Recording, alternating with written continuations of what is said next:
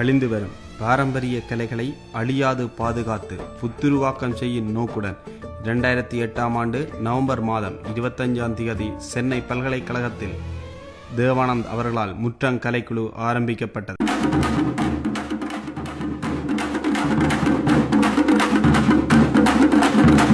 சகலவித ஒத்துழைப்புகளையும் சென்னை பல்கலைக்கழக இதழியல் மற்றும் தொடர்பியல் துறை தலைவர் கோ ரவீந்திரன் அவர்கள் வழங்கியிருந்தார்.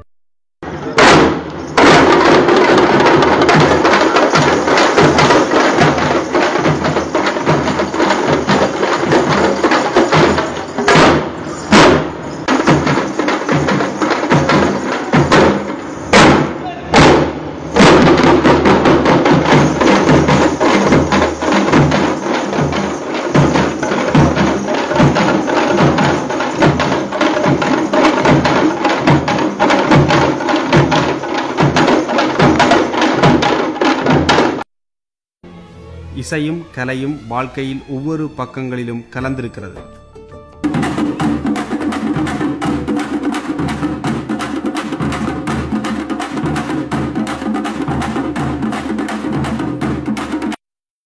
இசைக்கலையின் மூத்த வடிவம்தான் கூத்துக்கலை. ஆதி மனிதன் தொடர்பியல் கருவியான பறையை இசைத்து அதன் தாள லயங்களுக்கேற்ப வாழ்வியல், கலாச்சாரம், பண்பாடு என்பவற்றை நாட்டுப்புற பாடல்களாகவும் கூத்து பாடல்களாகவும் படைத்து மகிழ்ந்திருந்தான். சிந்து பூமி வந்து போகுதே, காந்தி தமிழ் நாட்டை கேளுங்கோ, அம்மோனியா பட்ட சாராயம் காசாத உர கூறுங்கோ. அந்த காலத்தில் பட்ட சாராயம் குடிச்சு ஆளுங்க ஸ்ட்ராங்காக இருந்தான். இப்போ இந்த காலத்தில் பாக்கெட்டி சாராயம் குடிச்சு பவுடர் பூசண மூஞ்சி மாதிரி ஐயா 6 மாசத்துல அவுட்டு.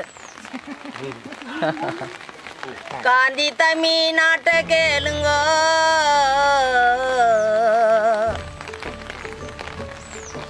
அம்மோனியா பட்ட சாராயம் காசாத உர கூறுங்கோ. சிந்து பூமி வந்து போகுதே, பொம்னாட்டிங்களாம் நாங்கள் குடியால சில குடும்பம் எவ்வளோ கெட்டு போயிருக்குது. ரொம்ப நொந்து நூலாக இருக்கிறோம் நாங்கள். காந்தி தமிழ் நாட்டை கேளுங்க. இக்கலைக்குள் தொழில்முறைகள், சடங்குகள், வாழ்வியல் என்ற பலதும் அடங்கியிருப்பது அவைகள் அடுத்த சந்தையினருக்கு கடத்தப்படும் ஊடகமாகவும் அமைந்திருந்தது. காலப்போக்கில் நவீன வாத்திய வருகைகளாலும் கலைகளின் புதிய பரிமாண வளர்ச்சிகளாலும் இக்கலைகள் அழிந்து வரும் நிலையில் இதன் முக்கியத்துவம், இதிலுள்ள வாழ்வியல், கருத்தியல் என்பன விடுபட்டுவிடக் கூடாதெனும் முனைப்புடன் முற்றம் ஆரம்பித்து அழிக்கை செய்யப்பட்டு வருகிறது. மற்றைய இசைக்கலைகளில் ஏதாவது 1-2 புறன்களே தொடர்பட்டிருக்கும் வேளையில் இக்கலையின் தாளம், இசை, லயம், நடனம், ஒழுங்கு, பாடல், காண்பியல், கவிதை என பல தளங்களில் இயங்குவது சிறப்பு. கூத்துக்கலை ஆர்வலரும் நாடக ஆற்றுகையாளரும் ஊடக வளங்கள் மற்றும் பயிற்சி மைய இயக்குனருமான தேவானந்த் அவர்களால் 6 ஆண்டுகளுக்கு முன்னர் ஆரம்பிக்கப்பட்ட முற்றம் கலைக்குழு இன்றும் சென்னை பல்கலைக்கழக தொடர்பியல் துறை மாணவர்களால் முன்னெடுக்கப்பட்டு வருகின்றது. இந்த முற்றங் கலைக்குழுவால் ஊடக மாணவர்களுக்கு தேவையான ஆளுமை விருத்தி, மக்கள் முன் தோன்றுதல், உற்சாகம், குழுவாக இயங்குதல், தனித்து வேகமாக முடிவெடுத்தல், கூச்சமற்ற சுபாவம் என்பன போன்ற பல்துறை விருத்திக்கு வித்திடுகின்றது. இதற்கென பிரத்யேக அரங்குகளோ வேறு வாத்திய கருவிகளோ ஏதும் தேவையற்றதும் மக்கள் கூடும் இடங்களில் அவர்களுக்கான செய்தியை சொல்லும் ஓர் சமூக ஊடகமாக இயங்குவதும் இதன் சிறப்பம்சங்களில் ஒன்று. தென்மோடி வடமோடி கூத்துக்கலைகளைப் போன்றே ஈழத்தின் யாழ்ப்பாணமெங்கும் இக்கலைகள் முன்னோர்களால் ஆற்றுகை செய்யப்பட்டு வந்தாலும் தற்போது இதற்கான வெளிகள் வரவேற்பும் மிகவும் அரிதாகவே உள்ளது. யாழ்ப்பாணத்தில் இவை பற்றிய தெளிதல், அதன் முக்கியத்துவம் மறக்கப்பட்டு வருவது முன்னோர்களின் பாரம்பரிய சுவடுகளை அழியச் செய்யும் ஓர் காரணியாகவே இருக்கின்றது. அதே போல இந்த பறை தப்பு ஆட்டம் மற்றும் ஒயிலாட்டம், கும்மி ஆட்டம் போன்ற ஆட்டங்களும் ஒரு குறிப்பிட்ட இனத்தவர்களுக்கு மட்டுமல்லாது இனிமேல் அதையும் எல்லோரும் கற்று எங்களுடைய பண்டைக்கால கலாச்சாரங்களை நாங்கள் தக்க வைத்துக் கொள்ள வேண்டும் என்பது என்னுடைய அன்பான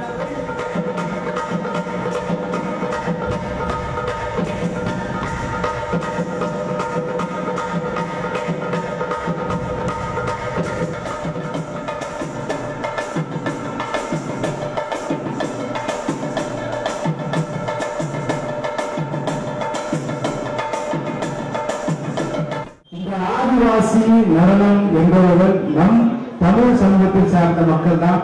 அவர்கள் கோயம்புத்தூர் பகுதியை சார்ந்த, அவர்கள் ஊட்டி பகுதி உதயமண்டலம் பகுதியை சார்ந்த மக்கள். அவர்கள் குறும்பர் என்று சொல்லக்கூடிய அந்த இனத்தினுடைய மக்களுடைய பாரம்பரிய இசை நடனம் இது.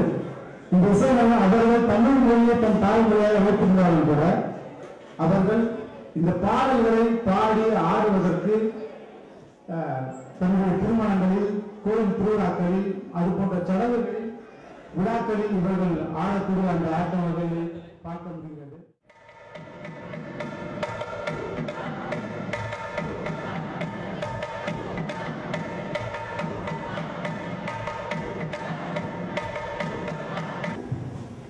ஊடகம் என்பது இன்றைய சமூகத்தில் முக்கியமானது ஒன்று.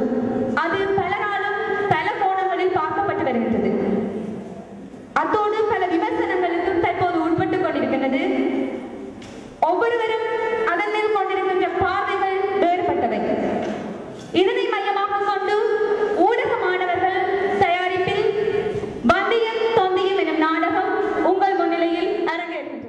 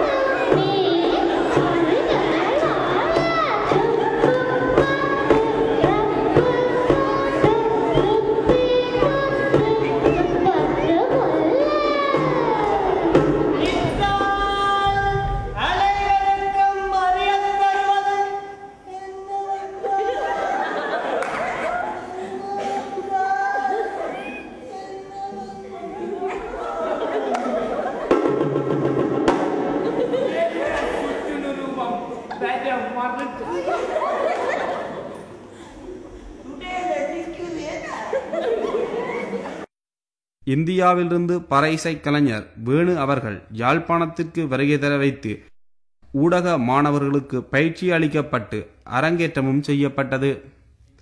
இது அம்மாணவர்களின் ஆளுமை விருத்திக்கு மிகவும் பயனுள்ள ஒன்றாக அமைந்தது. எனினும் அதனை மேற்கொண்டு தொடர முடியாமல் போனது. எண்ணம் எனக்கு தோன்றியது. அந்த எண்ணத்தின் வெளிப்பாடுகள் தான் இந்த 40 யாழ்ப்பாண ஊடகவியல் மற்றும் பயிற்சி நிறுவனத்தின் மாணவர்களும், ஆக்டிவ் தியேட்டர் மூமெண்ட் செயல்திறன் அரங்கு இயக்கத்தின் மாணவர்களும் சேர்ந்து அவர்களுக்கு இந்த 4 நாள் 5 நாள் பயிற்சியை கொடுத்தோம்.